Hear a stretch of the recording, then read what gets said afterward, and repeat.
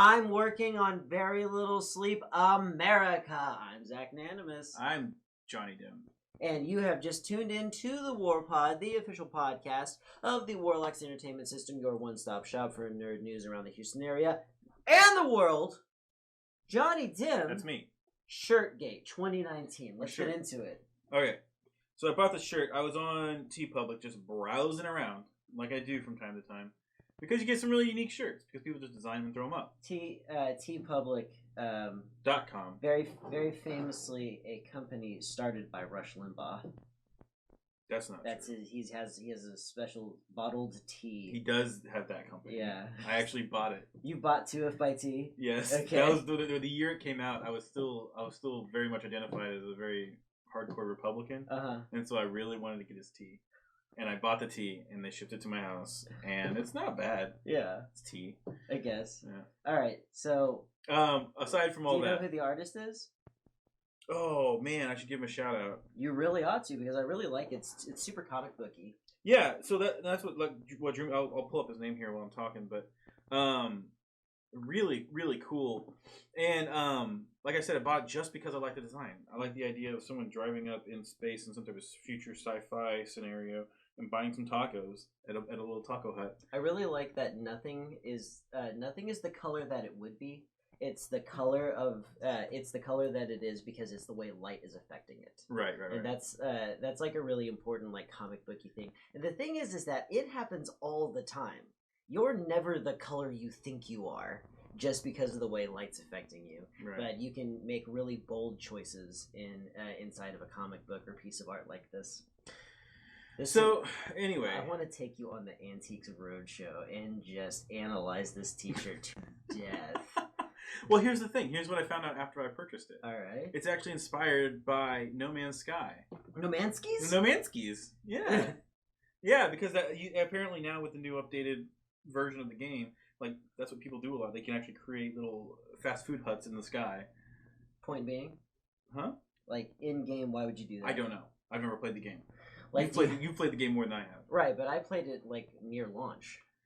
I played it. Like, yeah, exactly. You wouldn't know why there's taco huts in the sky. Even back then, I was like, it's a therapeutic kind of game. Sure. It doesn't have sustainable appeal to me, but what I got out of it, I enjoyed. But yeah, at the time, it had 3 play modes. Did they ever crunch down the size of the universe? I have no idea. Because that would be the key. Because you're alone in that game. Yeah, absolutely. Oh, I think I got it. What? I think I got it. You got it? Yeah, the artist's name. Rush. No, it's Space Goose. Space Goose. That's right, Space Goose. Space Goose Coast to Coast. So it's one word. If you not Google, but go to TeePublic and search for Space Goose, you can find his store. You got a lot of space themed stuff there. Yeah, I really like it. Mm-hmm. Excellent use of color. Mm-hmm. Okay, so Johnny, we got. Oh wait, let's cut the segment there. Yes. Because we have to I don't want to reintroduce the show every time. No, that's not. It's not. So maybe I would just say something like, let's talk about Dark Phoenix, the brand new X-Men movie from X-Men Studios. Marvel Studios. No, not Marvel. In association. Fox. In association with Marvel. In association with 20th Century Vole. Yeah. That is the first time anybody has laughed at that joke, and I didn't even write it. Oh yeah? Yeah, that's some old Monty Python. Well, okay, so I want to clarify. So there is a Marvel Studios influence on this because they owned it before it was released, and they did change it a lot. Did they make the particle effects bad on purpose? So particle effects? Yeah. Which particle effects are you referring to? I'm talking about how. Do we want to give our scores in case anybody wants to skip this segment? Sure. All right. So I haven't even thought about it. I gave it a 6 out of 10.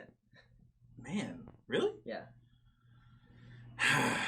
Yeah, because after this we're gonna get into spoilers. Because why not? My first instinct was to go lower with a 5 out of 10, or 50 out of 100, however you want to do it. 30 out of 60. because there was I really did enjoy some parts of it, but it's very very select. Like it was over a very specific chunk of time. Yeah. Of the movie, very specific. But overall, it was not good. Yeah. Not good at all. So, how long was that chunk of movie? Man, probably did 20, 25 minutes. Okay, so very little of this movie. Yeah, I mean, it may have been up to 30. I'm not really good at judging how much time. So I would give it. just based on that, give it like a 30%. Well, I don't think that it's 100 minutes long. No. So it's 120. Yeah, so it's about a 50. About a 50. That was close. Close. No, That's not right. No, it's way lower. It's like 20. Yeah. 20. That's if. Now I'm not saying but the rest of the movie wasn't absolute garbage. Let's just move on. Okay, so I'm gonna stick with my. I'm gonna say 6 out of 10. I think that's fair. Wow. See, I on this. Yeah, one. I'm gonna say that's fair. Okay. So the thing is that this thing across the board. Actually, we're pretty close. We're pretty close to the Metacritic. No, the Metacritic score is like 40. Like across the board, people just hate this movie. Yep. So I guess we have to talk. Oh my God, we're doing quite contrary. Are we? Yeah. You can talk about what's good about it. Yeah, like what's actually fun about this movie, because it is not devoid of fun, but it's got plenty of stupid. It does have plenty of stupid.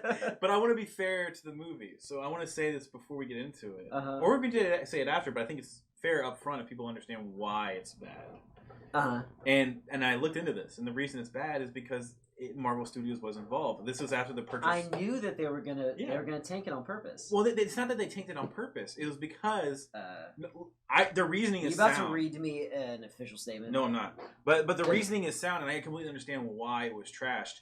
And it's because they went back and do a bunch of reshoots. And the part of the reason they had to do so many reshoots is because of there's two reasonings that I heard about in different interviews with the actors. The actors basically clued us into some of the stuff that's going on.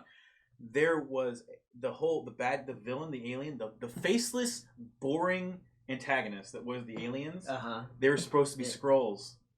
I thought they might. They were supposed to be Skrulls. They're called like the D-Shar. Yeah, they only said the word like once. Yeah, and that bothered me through the entire movie. I was like, who are these people and why do I care?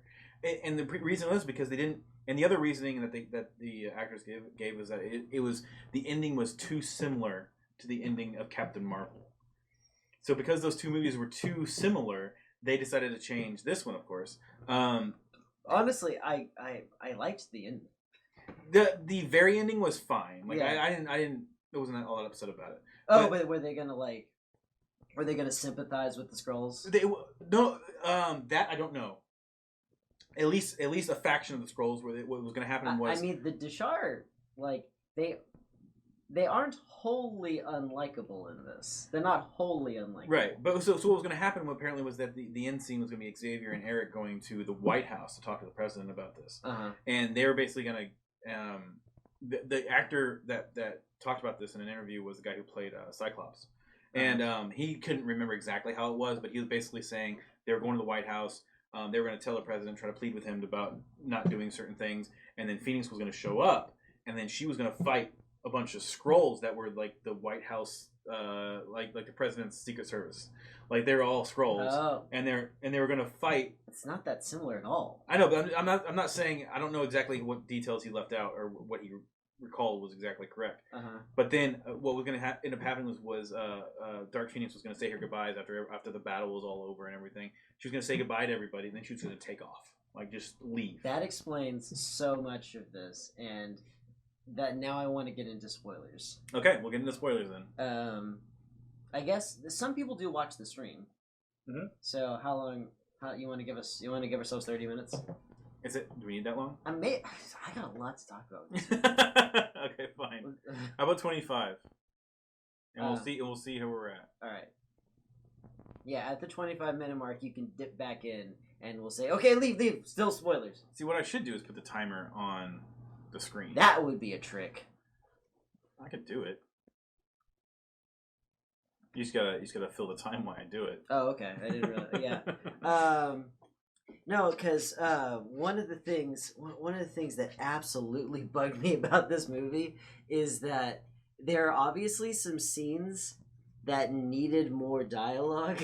Yeah. That just like a lot of those moments were just Jean and Mystique going, Jean, please. Then Jean's like, you don't understand. Get away. Jean, it's okay. No, it's not. And if you think I'm exaggerating, go watch the movie. That's what it was. and like, these are both really good actors. Right. They're very, very good. Mm-hmm. They and are. It was just awkward high school play coming out of them. Of course, one of the things, I actually really dislike Mystique's design. I know why it's like that. It's because if they gave her the whole Rebecca Romijn Stamos treatment, like it would be a pain, and it would be harder to get her to do these movies. Oh shit! Sorry, guys. you're streaming and we're seeing that. Okay, I'm gonna fix that real quick. And we'll edit all this out later. No. But you have to suck that down. I'm going to. All right. But yeah, now she's basically blue grease paint, a stippling effect with a little bit of gold, and then like a bunch of like stickers. Yeah. On her forehead. That's it. That's her whole thing. There's our timer. That's okay. I can make it a little bigger. Yeah, it ought to be. I think, just because it's what people are gonna. Although, should it be there? Because it's like. Where do you want it? Right here? Huh? Maybe the opposite corner. Right here. I can put it behind your lower third. Yeah, that's fine.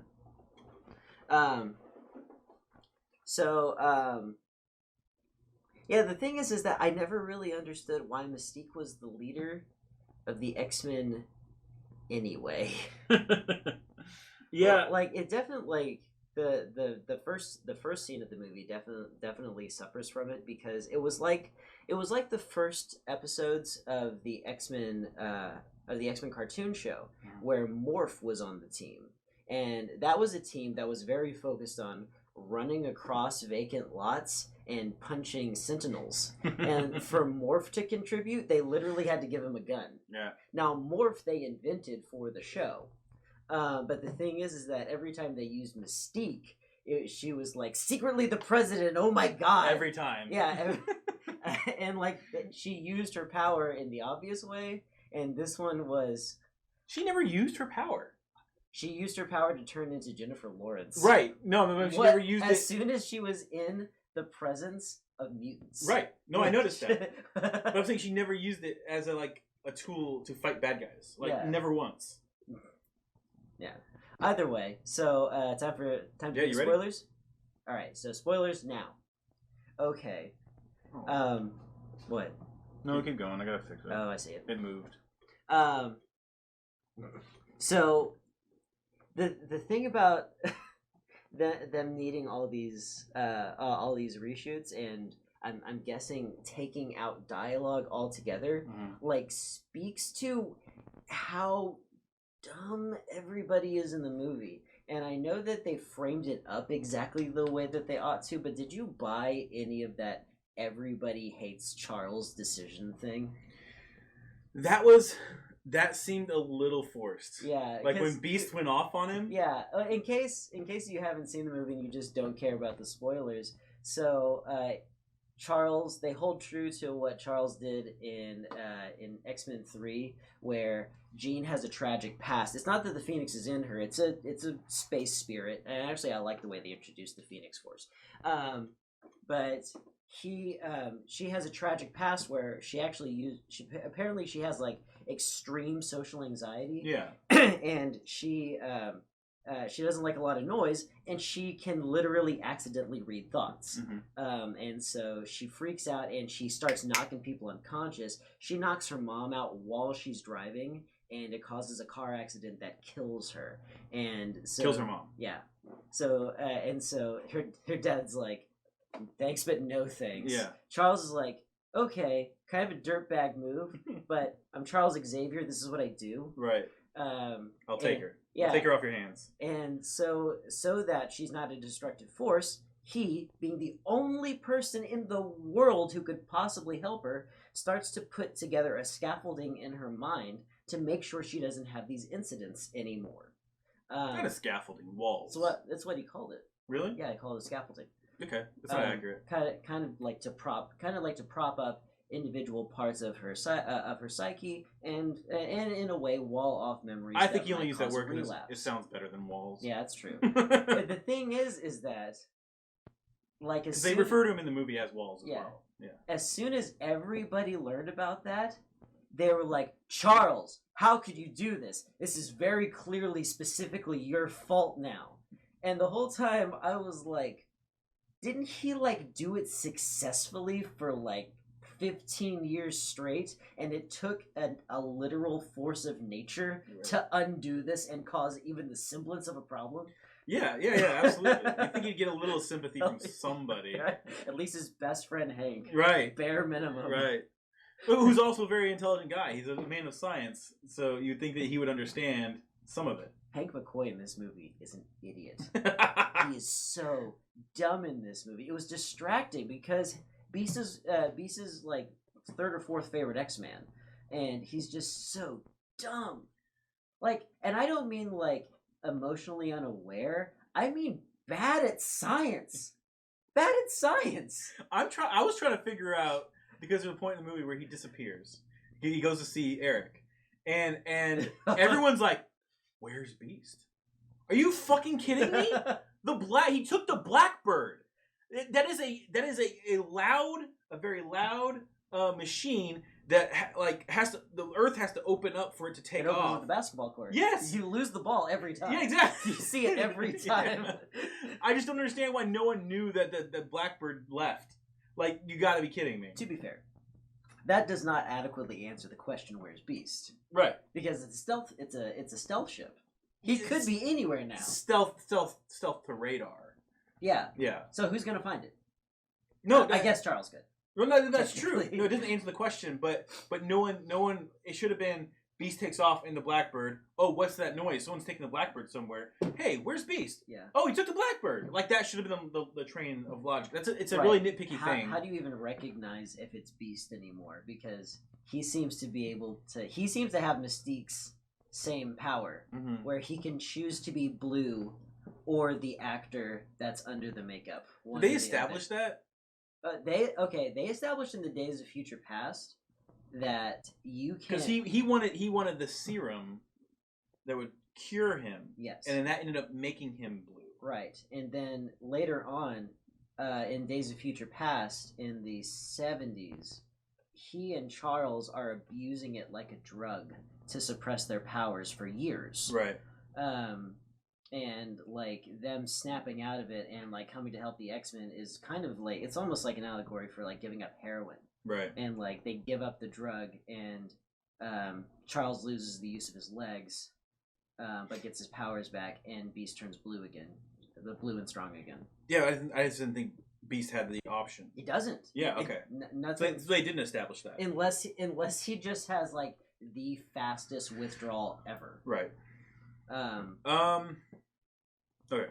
What? Even then, it's dumb. I know why they're doing it. I know why, because they don't feel like putting them in the makeup over and over again.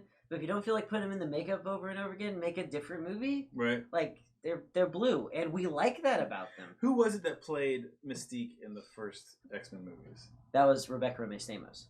That was not true. That is 100%. Is that true? Yeah. That's not true. It's true. That's not true. It's famously true. Is that true? Internet, is that true? Gene, come back to us. It's okay. What?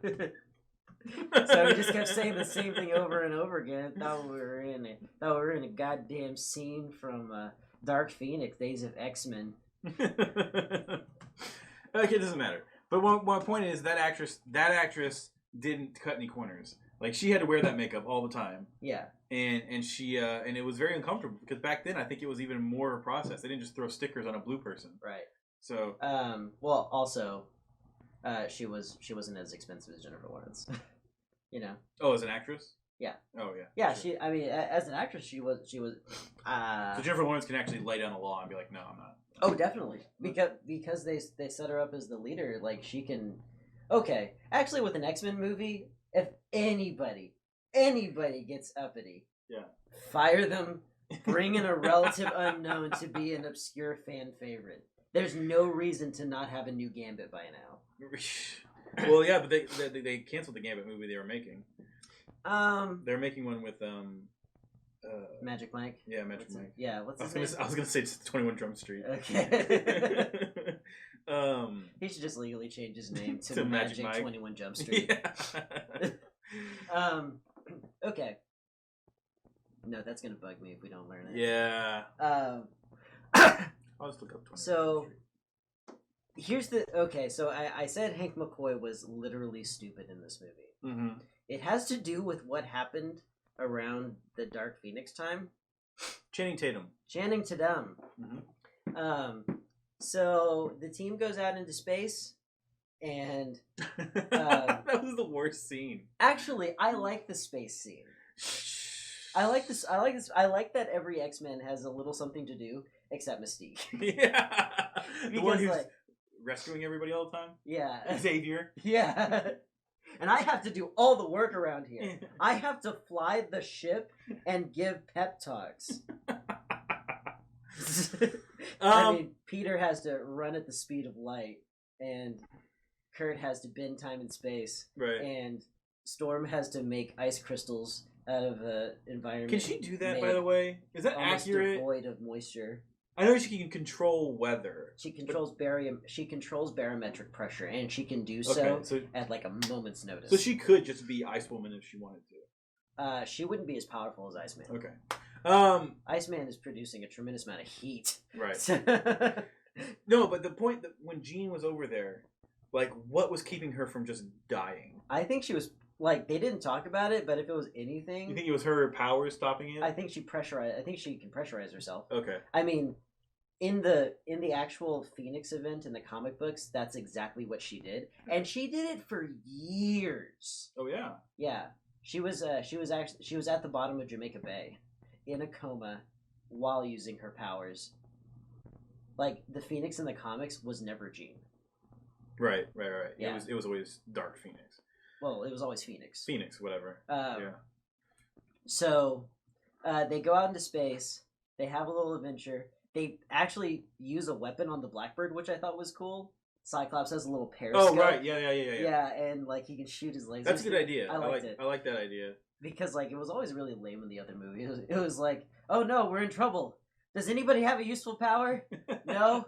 Okay, Storm, you're up again. So, Jean is over there. She's pressurizing herself, which is officially a fan theory now. Yeah, because they never address it. A cloud of visible radiation attacks the ship, and all of it becomes absorbed into her body. Mm-hmm. Mystique has the brilliant idea of bringing her back onto the ship, where she could very easily irradiate everybody. Sure. And then they land the ship at a school, and Hank doesn't say, okay, you all have to go into a big lead room until I figure this out. They just kind of come back, and everything's fine, and then he gives her a little, Hank gives her a little checkup, gives Jean a checkup, and he's like, well... I don't understand what's going on here, despite the fact that I am the foremost expert in mutant gene in mutant gene therapy. Gene therapy. I have no idea what's going on here, but whatever it is, it's enhancing your powers, and you're not irradiated even a little bit, even though it's very obvious that a huge amount of energy entered your body and then went nowhere, breaking the first law of thermodynamics. You're good. So, go drinking. Literally go drinking. We'll see what happens. Go to a party with a bunch of other kids. Right. And, like, I think she's old enough to be faculty now. Yeah. Go to a party with your students. Right. And drink. Yeah. Having this unstable power that I don't completely understand, that I know is enhancing both your psychic and telekinetic abilities. I had to roll my eyes a little bit when that party, when she started going nuts at the party. It was Mystique and I think Beast. They're inside the X Mansion in the lab or whatever, and all of a sudden they have a thermal camera pointing at like just monitoring things at this party. I'm like, who does that? What is this? Okay, that made sense. How would that make sense for an X-Man party? That makes sense. Like the X-Men. That's how you know if things are getting out of control. As if they're eating up, literally. Well, yeah, it's an entire high school of superheroes. Mm-hmm. But did you like? I appreciated the Dazzler. Is that who's doing the concert? Yeah. When that scene started, I was like, "What the hell is happening right now?" Because it was a quick jump cut. It was the first time you saw the aliens, and then you saw that party going on. I thought this was like a party happening like down the street from where. Yeah, I got vibes of that too. Yeah, I was like, "What is happening?" And is this a concert? Is this a famous person? And I was trying to piece it all together. It wasn't until they actually started talking. And they're like, "Oh, we're having an X-Men party." I was like, "Oh, okay." Yeah. No, those the Dazzler. They did a really good costume on her. I just wish that she had been singing disco. Yeah. Because like that was her thing. She was literally a disco queen. Yeah. And that's when she was her coolest. She has and like her power actually made sense for what she was doing. I think after the movie first came out, I saw some people on social media saying that they really wanted to see a Dazzler movie, like where she's the main character. Which would have been cool, because isn't that what Jubilee is based off of? Is it like her powers? I don't know if... was Jubilee created for the show? I don't think so, but maybe. Okay. I thought someone said that at one point. But I think that would have been cool. I think if they're ever going to bring back the X-Men and do it right, and do something similar to what the TV show was, because that was a really awesome show. Yeah. Is they need to do something. The first movies were pretty similar. Yeah, but taking it from the perspective of, because they used Rogue as the Hobbit, kind of in that one, where she was the introduction the audience needed into the X-Men's world. Yeah. I think seeing it from the perspective of someone like Jubilee or Dazzler would have been kind of cool too. Yeah. But anyway, Dazzler was pretty worldly. Dazzler's. She's just we got 10 minutes left. She's a disco queen, and she toured and so she wasn't as new to everything. She wasn't the kind of person who wouldn't adjust quickly and would need a lot of. Just do Jubilee then. Just do Jubilee. Just do Jubilee. Oh, or can we just focus on Kurt for one day? He's the greatest X-Men of all time. He had the coolest scene. Super one of the coolest scenes. So you want to hear about the chunk of the movie I really, really liked? I really do. I loved the final fight scene on the train.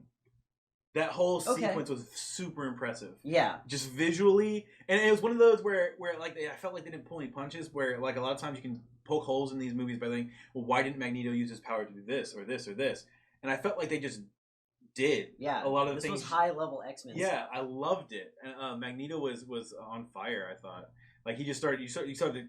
The only time I thought he used his power in a stupid way was not that fight, but when he brought up a subway car during the fight. Oh, yeah. Like, why? He's trying to close the door. He could have used anything else. He could have used stacks of cars and just put them in front of the door. I think he was actively trying not to kill people. Well, I guess they all fled their cars. Yeah, there was a bus in front of it. Which I really like that scene. Because it was alright. While there's a digital touch up in absolutely everything, and the best CG you never know. Yeah. But it seemed to me that they were using a fair amount of stunt work and set pieces. Yes, absolutely. Yeah, it felt like people like rolling around and jumping off of stuff. Absolutely.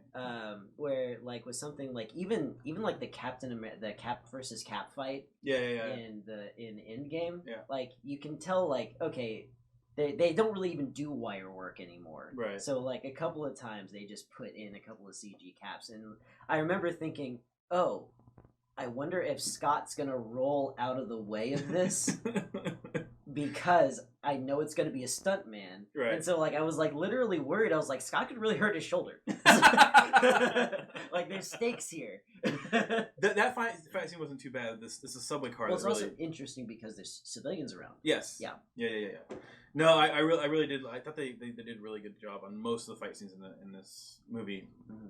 and just flat comment. I think there's a lot of good effects that they did. Where the subway or the train car thing fell flat for me was that the bad guys are such boring. They are boring designs, and like the thing is like they finally break into the first subway car, or the first train car. So then they have the lead one. Yeah, they have to pull open the doors, and you get a slow-mo shot of them, and they're just normal people. Yeah, and it's like, here to destroy the world, the JCPenney's fall collection.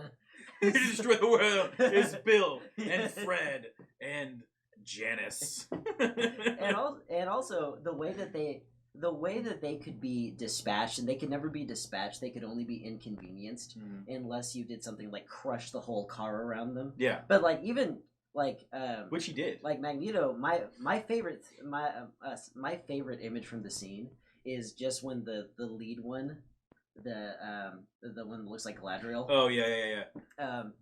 He's got all the guns. Yeah, every single that was gun. awesome. And like just in slow mo, he's pumping round and round after her, and the casings are raining down on the floor. It was just beautiful imagery. I loved it. But like, so that was one of them. And like a couple of times, like Nightcrawler would like snap a neck, and they'd go down for a sec, and I was like, okay, yeah. Does he just have the secret sauce on how to take? Well, he is supposed to be like top 3 hand-to-hand fighters in the whole world. So, and he finally kind of let that loose in this movie, what I thought was amazing. He finally went berserk and just unleashed on him, which I thought was really cool. He should have got a hold of a sword. Somebody should have. Yeah, that would be cool. Yeah. Cool. or actually, the thing is that he's probably best equipped to take these guys out, because Nightcrawler is a very, very benevolent person. And they wrote that into him because they kind of overpowered him a little bit. Yeah. Because he can choose to take a person with him, or he can choose to take parts of a person with him. Oh, Jesus. Yeah. He can straight up grab your head and teleport away with it. Which he would do all the time. Yes. If he was an evil person. Right.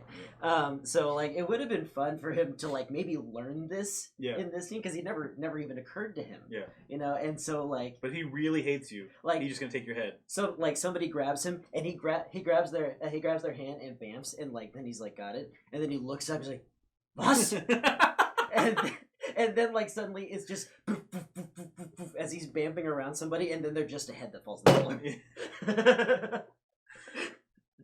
And the thing is, I feel like they figured out that what's his name, the Quicksilver? Yeah.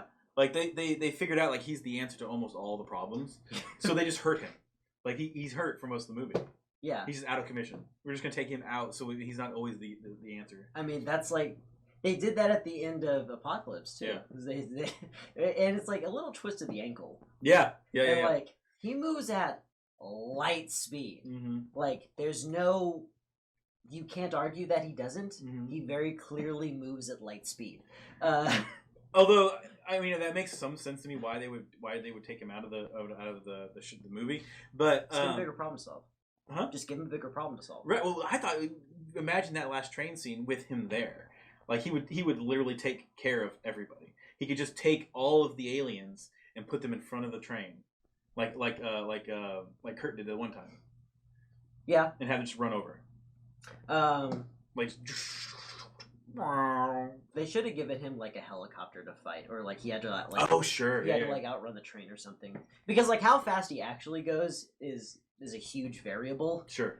Because based on the way he saved literally everyone in the X-Mansion at the same time, versus the speed at which he put a fishbowl on Kurt's head because they went to space with no spacesuits. Yeah. Thanks, Hank. Yet again, the dumbest X-Man for some reason. I also didn't buy the whole thing that... speaking of the train scene, because a lot of this has to do with like Hank and Raven were forming a relationship, and they he's mad at Charles because Jean killed Raven, Mystique. and he's like, it's your fault because you made the X-Men. Basically. He's not the smartest when it comes to figuring out the logic of these things, because it's all circumstantial. If we wouldn't have caught the alien radiation cloud, everything would be okay. Yeah, in fact, it could have been the exact same. Yeah. They said, like, without her having a traumatic past, it could have been just as bad. Right. They said that it was altering her personality. And Hank knows why the X-Men exist. He knows that the great publicity that they're doing for the rights and stuff with X-Men. Yeah. Like they're doing a lot of good. That shouldn't be lost on a character like Hank. It's also they're like especially since Hank, I remember from the cartoon, was the wisest of all of them. Oh yeah, by far. Yeah. It's just nuts. Yeah. Okay, things that I actually liked about it was like how 60s this whole thing was. I love the X phone. Oh, yeah. I love that they have a direct straight to the president. Yeah, because of course they do. Oh yeah, why not? They're the X-Men. Right. Absolutely. And like the action wasn't devoid of creativity. The like the purpose of the story itself, I thought worked. Mm-hmm. Which the narrative was kind of all over the place, but this had a lot to do with like the perceptions of peoples within a society, mm-hmm. And like how quickly the humans could turn on the mutants. And, absolutely. like, humans do that to one another all the time. Right. We turn on one another for, sometimes really surface level reasons. We turn on the freaks. Huh? We turn on the freaks. I mean, there have been like psychological experiments that have been done throughout the modern era of psychology that show like they don't have to be freakish. They just have to be designated different. Right. Yeah. And then you start mistreating them. Right. No, I was just making a joke. Okay. Yeah, absolutely. Yeah. Any that freak label, you could make anybody a freak. Is really what we're getting at.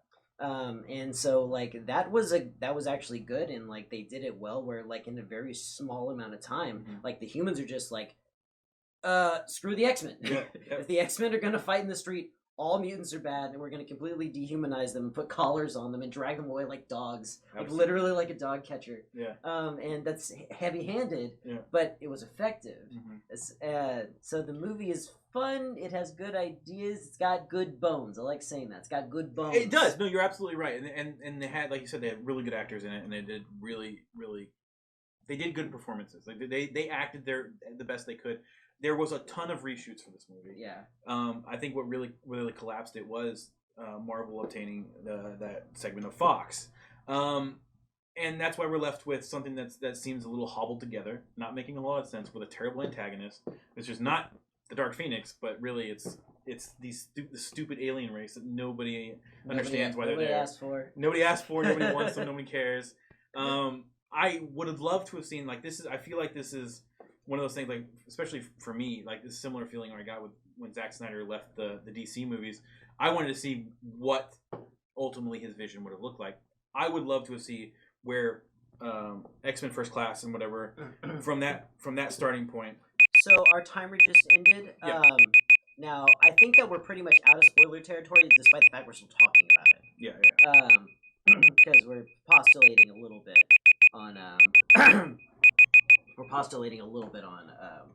what these movies would have continued to be like. Yeah, and that's what I'm saying. I think I would have loved to have seen if Fox did not acquire, or I'm sorry, if Marvel had not or Disney had not acquired the section of Fox, I would love to have seen the next movie to see where we would have gone, because it looked like we were finally going to come to what traditionally X-Men is, which in the classic days it was Magneto versus his mutants versus Xavier and his mutants. Right. So we never got to that full on conclusion or that conflict in these X-Men movies.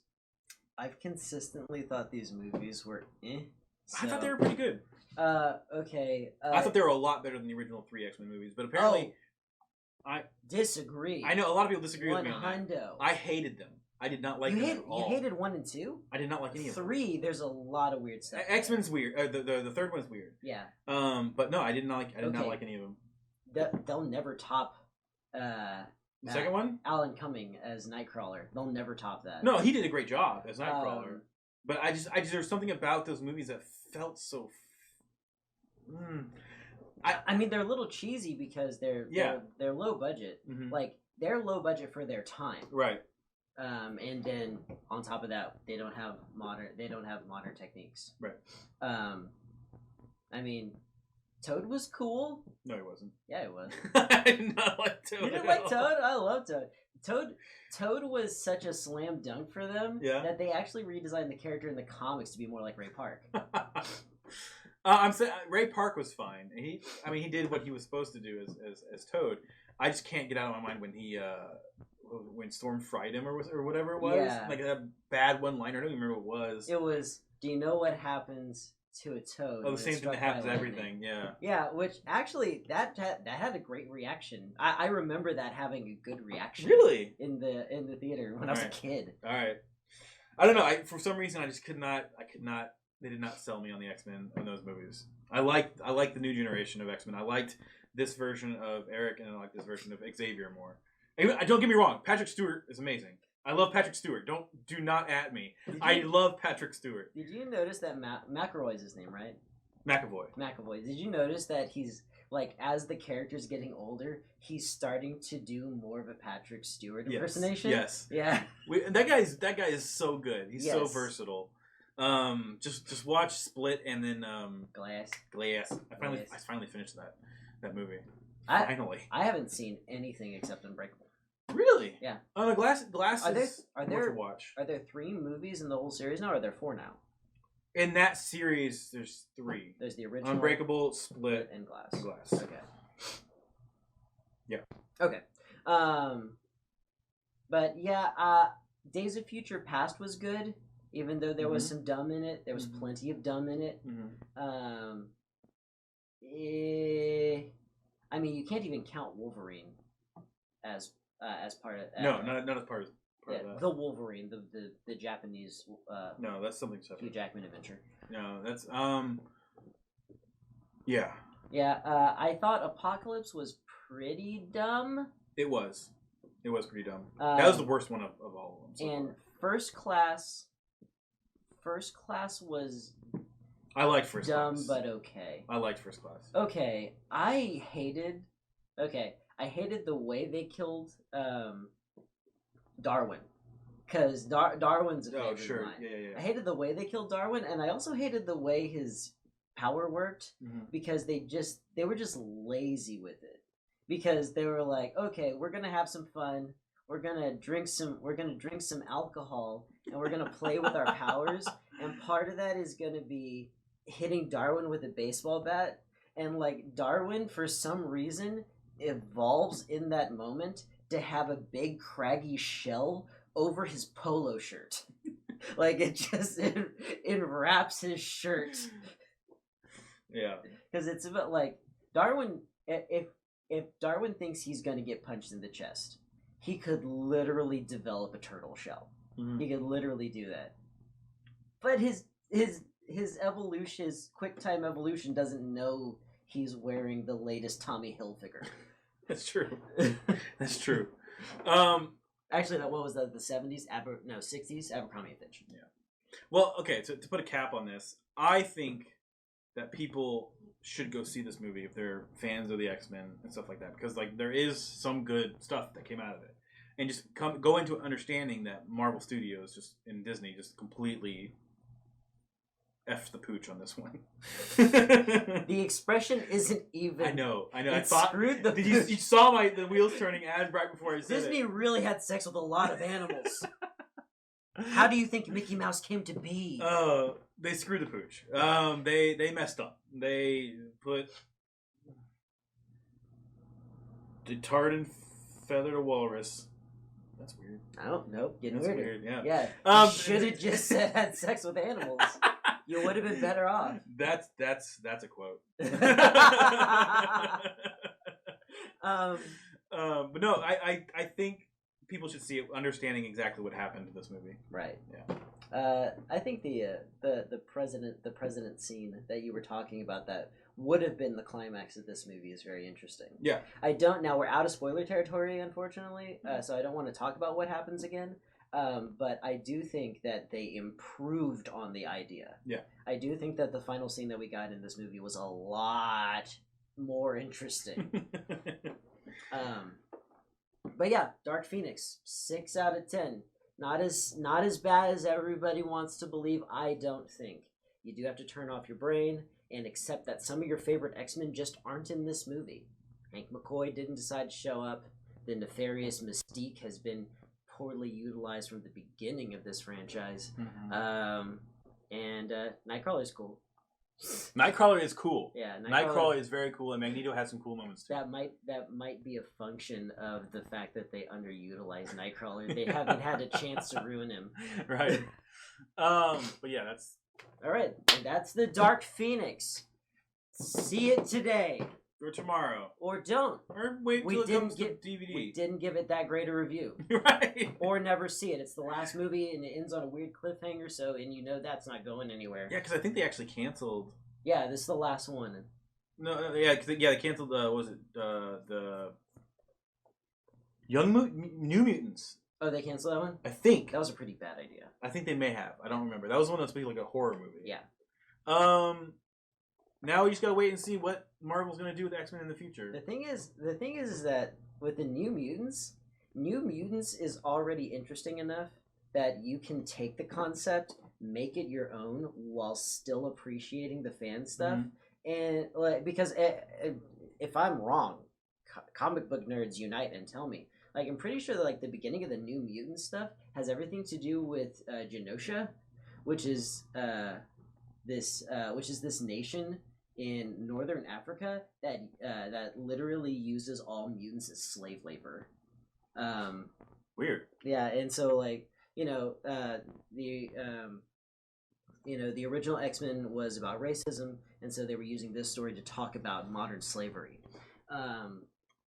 And like that's cool enough already.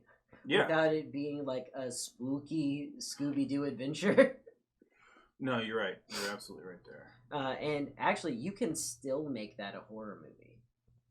Yeah. Like, and that's the thing. You could mess with the genre. Imagine, imagine a modern slavery plot that functions like a horror movie, and you'd have like it'd be a Jordan Peele movie. I don't know. I didn't see Taken. It's not Taken. It's Get Out. Get Out. Or Us. Oh, that's the opposite. Yeah. Of Taken. That's You Leave, not Let's Go. Let's talk about Nintendo Direct 2019. What? We're gonna talk about that? Oh, that's right. We were gonna talk about that. Yeah, of course we gotta talk about that. I don't know what I'm thinking.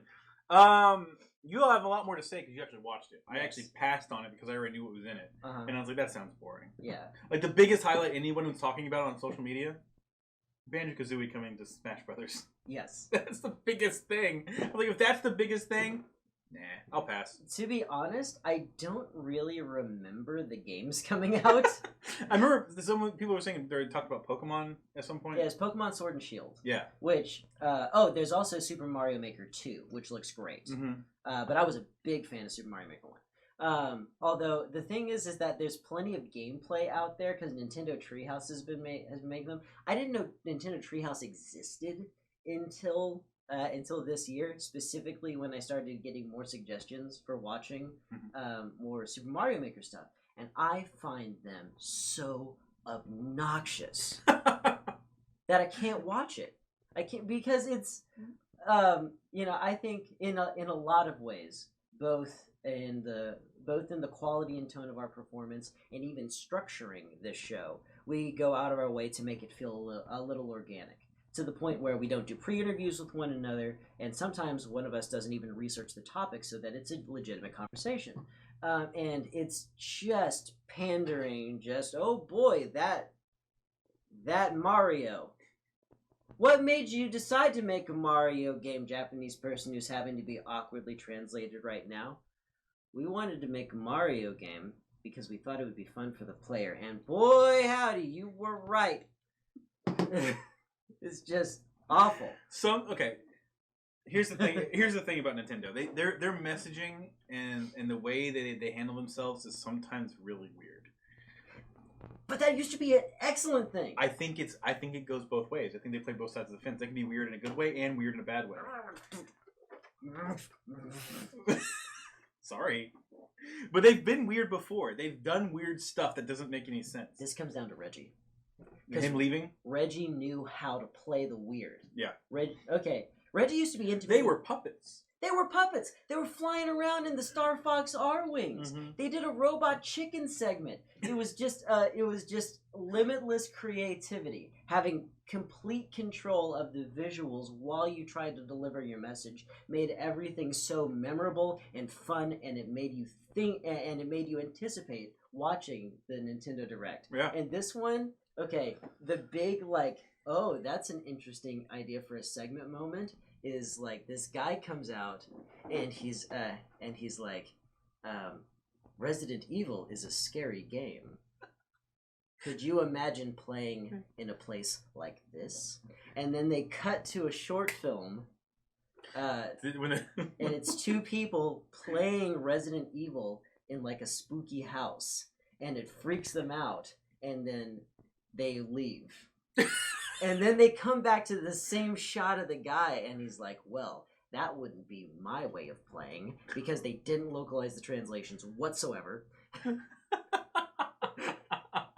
Because what he probably said in our parlance would have been close, like, you'd never see me doing that. Yeah. Something like that. Yeah. That wouldn't be my way of playing. But I hope you enjoy Resident Evil. Like, that was the big moment. So that's not good. Absolutely thrown together. I don't like it. Now, the games look fine. The games look fine. There are even a couple. There are even a couple that in the moment I was excited about, but like, I hated Nintendo Direct. It made me just want it. Like you were keeping a list of all the stuff that we saw from Xbox on E3. Yeah. Like there were things that were memorable about their press release that made me like I made the decision of like if they show it in an interesting enough way, then I'll remember it. Kind of like the Tokyo Ghost game. Tokyo Ghost game, they had an excellent spokesperson for it. Yeah, absolutely. I remember that. Yeah. So you remember it. Yeah, apparently. Apparently, the big highlights, highlights from E3 were Keanu Reeves. Yep, that's huge now. The cute lady, Japanese lady. Uh-huh. And then apparently one of the I don't know. I think it must have been Masahiro Sakurai. Ubisoft, maybe during their press. I didn't see this one. Apparently, there was a dog. Like they had a dog on stage. Oh, Punisher. Gates McFadden. What's his name? Oh, John Bernthal? Yeah. That was Ubisoft. Yeah, he brought his dog out. That was a new Ghost Recon game, and I tweeted that one out. But yeah, so it was those three things. Like those three people are the biggest highlights from E3. And I just realized as we're talking about Nintendo Direct, neither one of us really. I didn't watch it because it looked not interesting, and you didn't like it. Mm-hmm. That the big winner of the E3 is Microsoft, but they're a kind of a yay win. It's not a big. They're not going to put them up on a. It's not a big celebration that they won because even their conference wasn't super great. Yeah, it was good, but it was not as good as it should have been, especially since Sony was not even there this year. So that's my winner of E3. Actually, Microsoft. You know who I anticipate literally winning E3? PlayStation. Because they weren't there? I think what they're gonna do is they're gonna wait for all the E3 buzz to die down. And then they're just gonna have a party. PlayStation season. It's just like season? Absolutely no white noise for video games. Just week after week, dropping bombshells over and over again. Hideo Kojima's back. What I had heard? They would just start printing money if they made Metal Gear Solid 6 with backing. Did they mention in the Nintendo Direct anything about the new Switch models? Not that I remember. Because they're coming out with two. They're actually in production right now. These Switch consoles that are going to be cheaper, and one of them's going to be a lot better performance-wise than the original Switch. And they didn't talk about it at all, it sounded like. Okay. And I think that was weird. I feel like they should have mentioned it. They're cheaper. Okay, they're better performance-wise.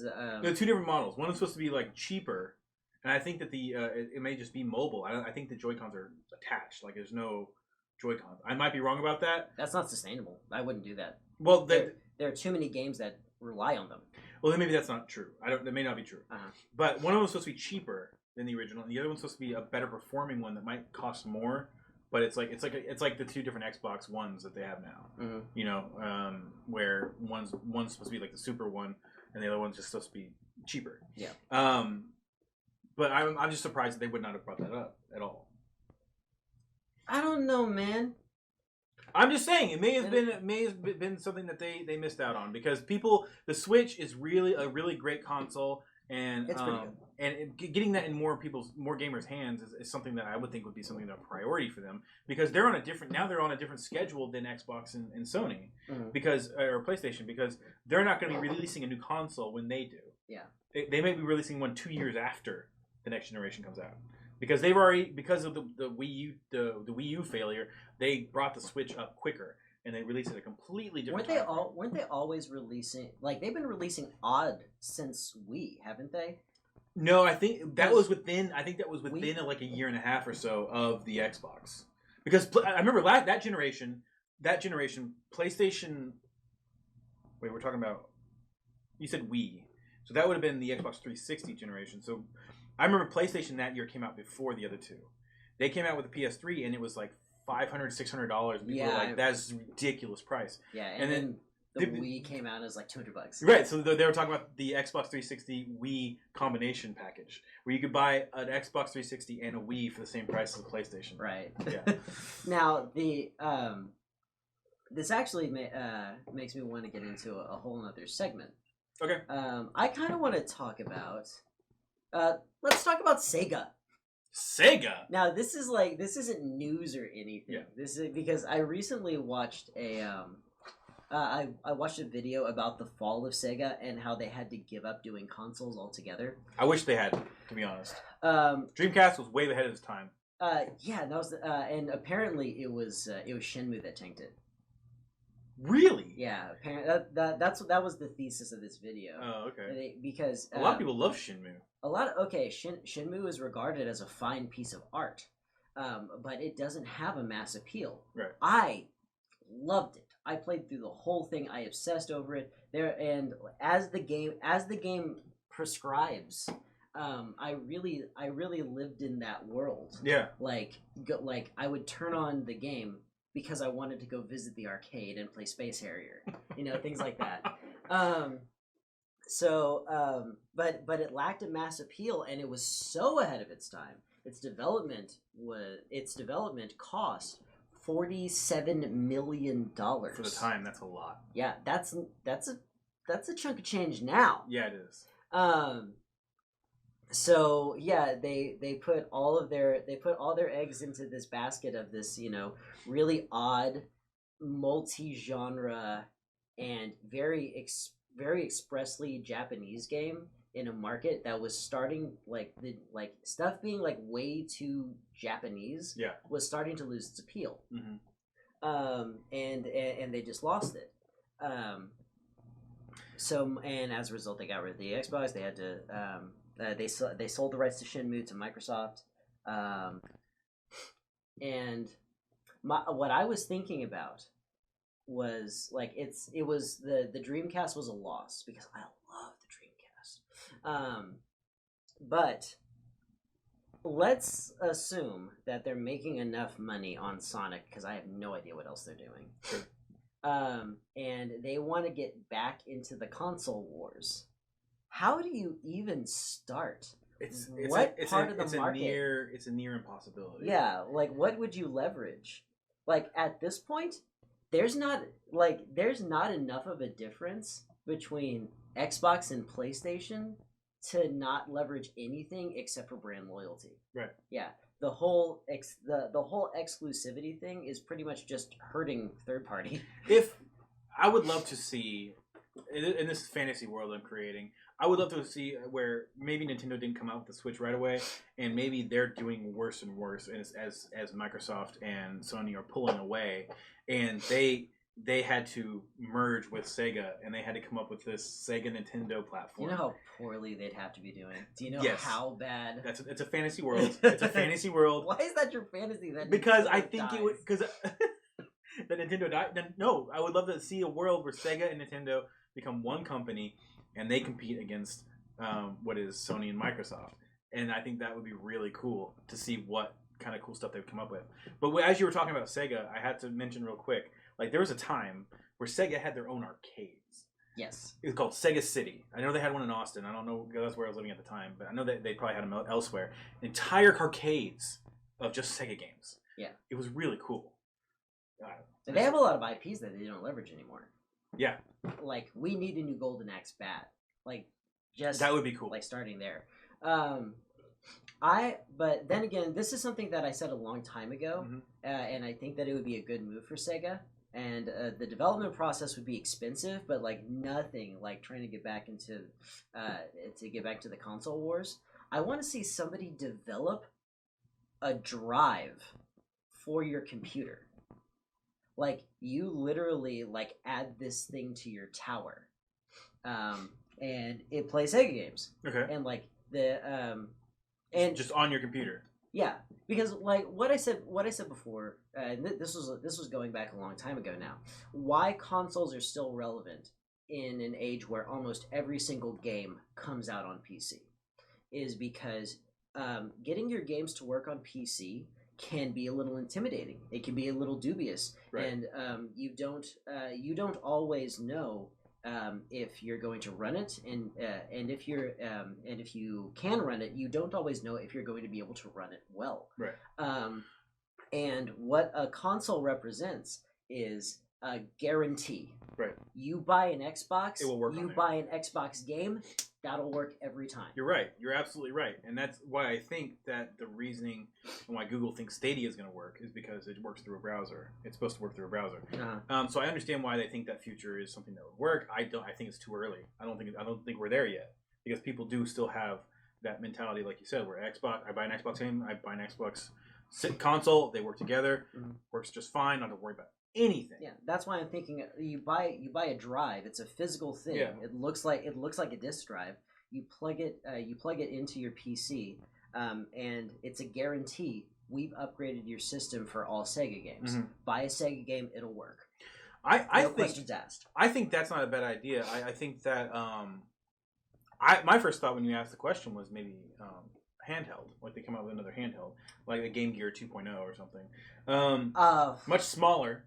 You know, and I think that market is definitely, it might be on its way out because I know we have mobile games on our phones. I think that's the one that's killing that market. It's still soundly being dominated by Nintendo.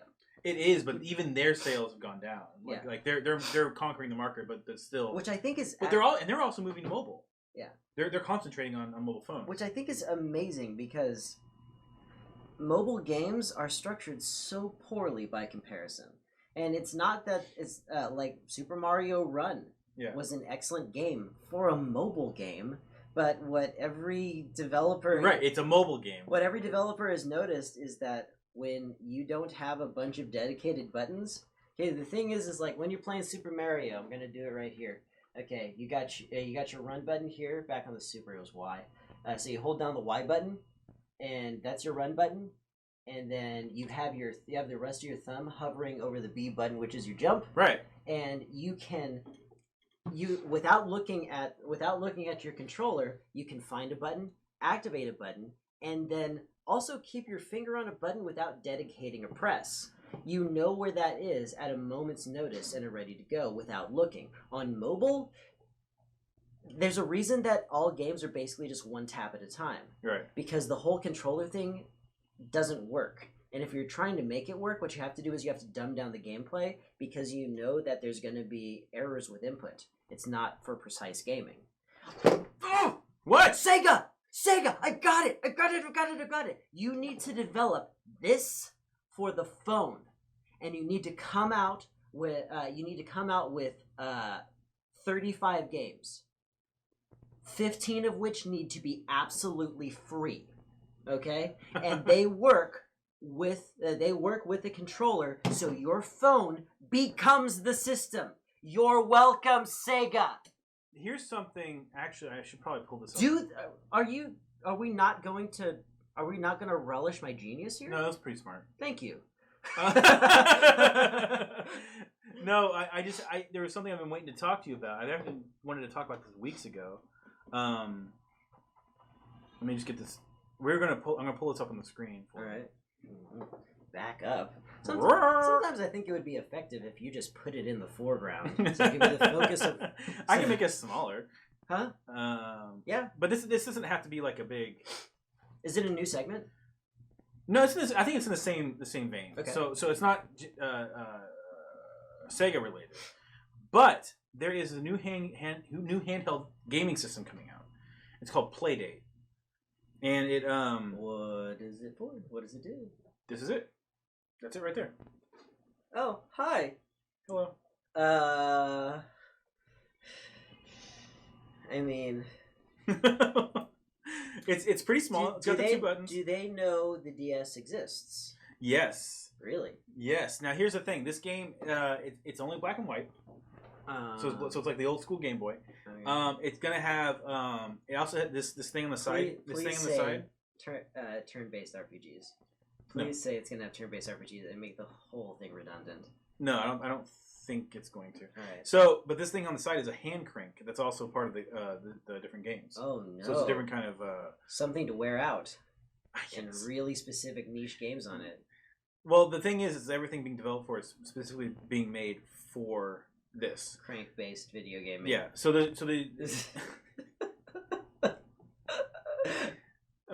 but there is a lot of they actually have developers that have made some really good, great games. Are developing games for this, and it's some people are calling it like I've heard one person that was talking about it on a podcast. They think it's more of an art piece than it is like a supposed to be something new and innovative as far as like a new handheld system. I could see that, but it seems really cool to me. I am so disinterested. Why? Because crank-based video gaming is weird, and like, what do you even do? You run backward and forward with the crank? Yeah, of course. This is like, yeah, it's definitely an art piece because it's like, what if this came out in the 80s? Like, it's literally like it looks just a throwback. And what's weird, what's interesting to me about it is when it first comes out, I think it's $150, which I think is a little high. But the way it's supposed to work, I believe. I feel like they should give me money. The way it's supposed to work is that when it first comes out, it actually has a timed release schedule for the games that are going to be released for it. So you'll actually unlock one game at a time. So you only have like a couple games on it at first, and then next week you'll get another game. Next week after that you'll get another game. And it's almost like a little. Wait, so all the games are? I'm sorry, all the games are already on it. From what I understand, the way that they were reading it when I was listening to that podcast was that they are going to come preloaded. Hopefully, and they may really. It has Wi-Fi, so you probably have the.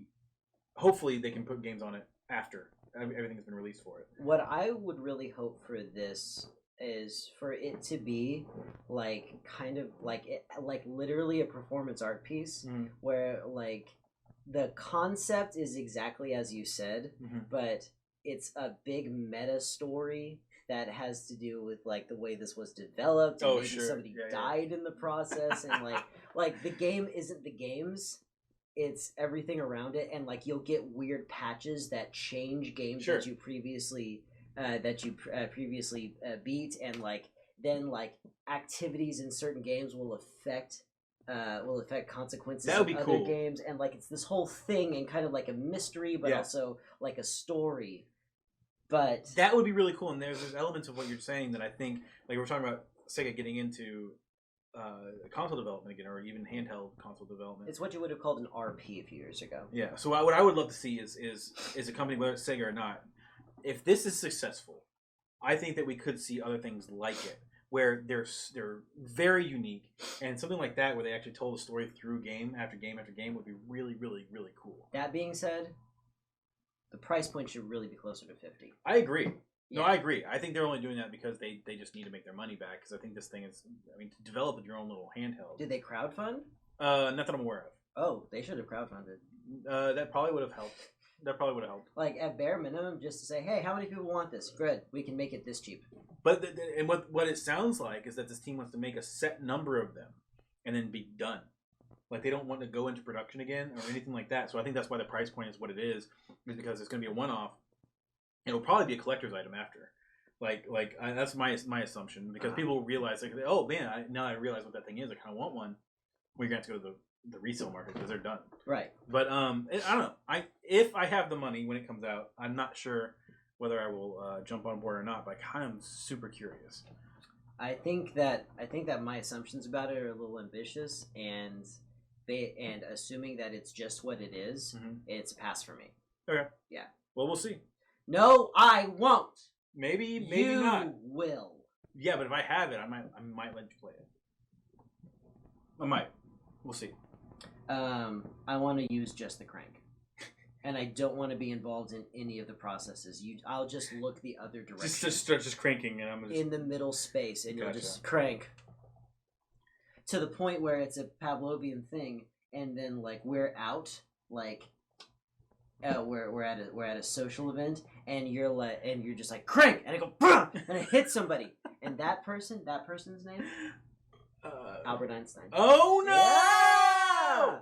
I think that puts a button on that. Sega, yeah, you should probably get back into the hardware business because I think that would be fun. Make this that works with your phone. And I promise you'll make money. It has to fit, like it has to be able to hold the phone. I mean that can be. I think it should be part of it. Yeah. Either that or a stand. Just include a stand for your. Oh my god. Okay. How about this? New application to be downloaded onto smart TVs, Sega Channel. Yeah. And it will beam your phone. Yeah. To your television, and so your phone is now literally the console and the mobile device. Genius. Every time, nothing but straight hits coming out of this mouth, straight to your mouth. No. With a crank and a crank. Their ears. Okay. Johnny, let's talk about what you've been playing. Let's talk about what I've been playing. I've been playing. This is the Johnny Weekend Roundup. Elder Scrolls Legends, the card game that Bethesda talked about 2 E3s in a row now. It's not bad. You know that Magic the Gathering duels for mobile exists, right? Mm-hmm. Okay. Just wanted to be sure. Because like Magic the Gathering has no like good like video games. It's true. But it has a good card game, and they've put it into a digital format. Yeah, no, I've and Elder Scrolls has a lot of really good actual games. Sure. And so you don't have to play their card game. Right. So you could just play the good card game and the good games. I think their card game's fine. I think it's actually really good. Really? It has some parallels to Magic. It's a living card game though, right? What do you mean? It's not a trading card game. It exists only digitally. Well, I mean, but you don't get like digital booster packs. You can. Yes. Oh, so it is a trading card game. Yes, it's digital only. Okay, well, like the difference. But you're not trading it with anybody. You have to buy them. Right. Well, or you can use soul gems to actually copy other cards or buy cards that way too. Well, like the difference between a living card game and a trading card game would be something like Magic the Gathering, very obviously a trading card game. Yes. Uno is a living card game. You have that one deck. That's really all you need. Oh. Yeah. No, it's not that. Okay. No, but the parallels to Magic are such that I'm surprised that we knew of a card game that got sued by the company that owned Magic at the time. Yeah, Evangelion 2076. Whatever it was called. It was a very... The fact that didn't roll trippingly off the tongue. No, but the fact that game got sued by them and Bethesda didn't, blows my mind. Wizards didn't think they could. Yeah, it's a bigger company. They can't just. Yeah. Yeah, because I think they could wrap them up in a court system for years because they're not Bethesda. They don't have lawyers built in. Honestly, I think that Bethesda is much larger. Than Wizards. They are much larger. Yeah, which it's not how our legal system should work. Yeah. By the way, the bigger the company, better chances you have at winning legal battles. The game is fine though. It's actually really fun to play. My only gripe is the price because it's free to play, of course. Then they get you hooked, right? Because you start really liking the game. And I just wanted to play through this, like the single, like you can play through a story and play different characters in the story, like you can and play in the card games, whatever. Really, not a whole lot going on with that, but it's a fun way to play like a single player version of the game. And I finished the first story, And to play any of the other stories, you have to buy like $20 expansions. And I'm like, that is insane. That's a hard pass from me. Yeah. When Magic Duels already exists. That's not free to play either. It's pay to win.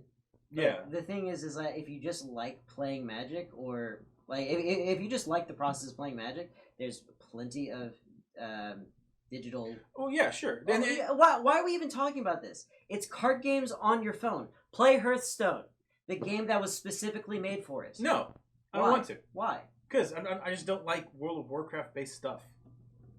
Okay. I don't like most Blizzard stuff that much. Have you tried it? No, I don't want to. Here's the cool thing about it. I'd rather be a cool kid and play something else. I will pinch. I'll give you a teeny tiny little pinch. You never think about it, but those hurt the worst. They do. All right. And my nails are on point right now. Hold on, let me finish, real quick. All right. Because that's not the only way to play the game. Like after you have a bunch of cards, and you can actually buy cards with the in-game currency that you can earn. All right, and you can buy tickets to go and play in the tournaments, and these are tournaments that are just against. You can play against tournaments against other players and just other. Sarah McLachlan. Yeah, computer. She's the only other person. Yeah, computer players. They didn't actually program an AI. They just have Sarah McLachlan. Yeah, she's playing working everybody around the clock. Yeah. But why we got into that. You can play. You can also just play casual play, which is with the cards that you have, you can make decks and play against people casually. There's also ranked play, and I haven't gone into ranked play. I don't know if there's a cost for that one or not. Most ways of playing the game, you can play without shelling out a bunch of money. But if you want to start collecting a bunch of cards, or if you want to start actually just going through the story, you do have to buy a bunch of stuff, and they try to gear the packages towards a $20 price point, like because there's like a big break, and you can buy a $67 pack that has like all the acts, like the different stories unlocked, and you get a whole bunch of cards. They try to push you in that direction, but it's not 100% necessary. I've bought a pack that was worth like $5. I think is the most I've done in that game. Mm-hmm. But I'm enjoying it so far. I'm just afraid that if I keep playing it, I'm gonna have to buy a $20 pack. I don't want to, but that's the easiest and fastest way, of course, and that's why how mobile games work. Which is why I don't actually like most mobile games, because that's the way they're geared. They get you hooked, and if you want to do anything with the game that's worthwhile, or just to cut down on a time limit or a time restriction, you have to put money towards it. Not very many games go do it differently. Walking down the sidewalk, especially in a place like Houston, isn't free. You'll need shoes, True. or you'll burn your feet. That's true. In the hot Texas sun. That's true. You'll need to buy clothes. Mm-hmm. You'll sweat, and you'll eventually have to wash those clothes. That's true. You also need energy to walk down the street, so you'll need to buy food to power your muscles. You also need to hydrate yourself. True. The water will be a little less expensive. Counter argument. You kind of need all those things anyway. It's true. I'm just saying that walking down the street, walking down the side has a cost. Yeah, it ain't free. Yeah. This is like if they came out with the new Bethesda sidewalk. Only $20 to walk down. Yeah. I got plenty of free ones already. I just don't like the mobile games. I don't like how they structure their pace. Like if they wanted me to play this game, I would play. Just get me excited about it and have a reasonable price. I would pay $30 for this game. I would never pay $30 for a mobile game. It's a good game. I would pay. I already pay much more than that for games I've played before. Playing a game on the Xbox, you're gonna buy a new game. It's $60. Yeah, but it's an Xbox. But it's a game with a controller and like production value. Mm-hmm. It's a good game. It's not. I'm tapping a few times on a teeny tiny little screen. $60 to play a Mario game. Yeah, Mario games are great.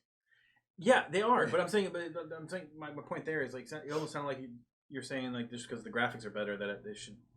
The presentation overall is better. They're more complex games because you have a wide array of buttons. JRPGs, you only have to press a couple buttons in the entire game. That's true, and small batch JRPGs as well as remakes of classics work on mobile. Mm-hmm. I think it's a great idea. Yeah. My point is, I think that this game has a lot of value, and I would pay up to that amount if everything was unlocked, and maybe I just earned with in-game currency. That's the only way to get new cards. Like that would be cool.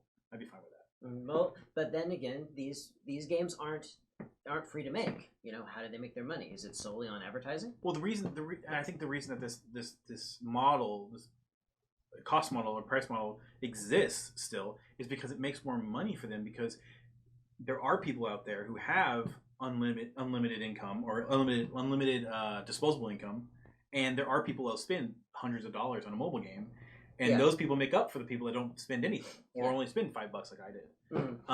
And there's enough of those people that just make more money. Yeah, well, it's kids. Yeah, you know, it's kids accidentally buying them too. Well, they've curbed that because companies started getting in trouble for basically designing them to accidentally spend too much money. Right, to bankrupt their parents. Yeah. But yeah, it's just like that's how kids spend their allowance now. Yeah. Is on mobile games or even stuff like Fortnite costumes. Fortnite costumes. Well, basically all microtransactions in even console games is like a direct result of it being effective because kids will buy these little things. You know. What? We've been going on a long time about this one particular thing. All I really wanted to say was I played the game, and it's all right. But I also wanted to talk about very briefly what I've been watching. Did you want to finish your point? Or did you finish your point? I think I might have. I think you did. Am I ever really done with the I don't point? know. Are you? I've also been watching Titans. Yeah. Yeah. How's that going for you? It's all right. Yeah. It's not that good. That's what I figured it would be. It's there's things that take you out of the show. Like there's really bad computer graphics in that show. I mean, for no reason. The artistic direction has been a point of contention for a long time. The art, the way that they've done the characters, like I'm fine with Beast Boy. He's cool. He's fine. Because isn't he just a white guy? No, he's actually. I think he's mixed descent. I think at least one of his parents was Asian. What I'm saying is he's not green. He's green hair. Okay, so. And when he turns into a tiger, he's a green tiger. And that's the only animal he turns into, is a tiger. Yeah. But they wait, why? They explain that. They explain it because he's kind of still developing his power. I think it's something that he's going to figure out later and turn into something else. I could see that. Yeah. Alex Ross developed that idea to the point later where he's a character called Menagerie, who can actually also become mythical beasts. That's cool. Yeah. That's like playing a druid and just maxing out your shapeshifting ability. Okay, I'm fine with that. I had a character like that back in 3.0. Is Raven insufferable? Because she looked insufferable. No, actually, I don't think she's that bad. No? I think she's fine. Okay. Is fine code for boring and not really developed? There's just nothing specifically annoying about her? Most of the story arc of the first season is about her. Really? And her parents. Yeah, well, I mean, she's probably got the biggest story out of anybody with Trigon and everything. Have they revealed Trigon yet? Who's Trigon? Her dad. Yes. Okay. I have something they named him. Who plays him? I don't remember. I'm in the episode where he better first shows up. Also be John Bernthal, and his dog better have showed up. The show, I want to finish the first season. I don't think I'll watch the second, depending on how this one ends, because it's a better show than I expected, but it's still not great. I would give this one about a 60 as well, like we gave Dark Phoenix. I kind of want to watch an episode before we leave here today. Not Yeah, that's fine. Yeah. That's fine. I'm just the whole thing that happened with DC streaming service is that what's going on is they're canceling a lot of the shows, and they canceled Swamp Thing, which is actually a good show. Yeah.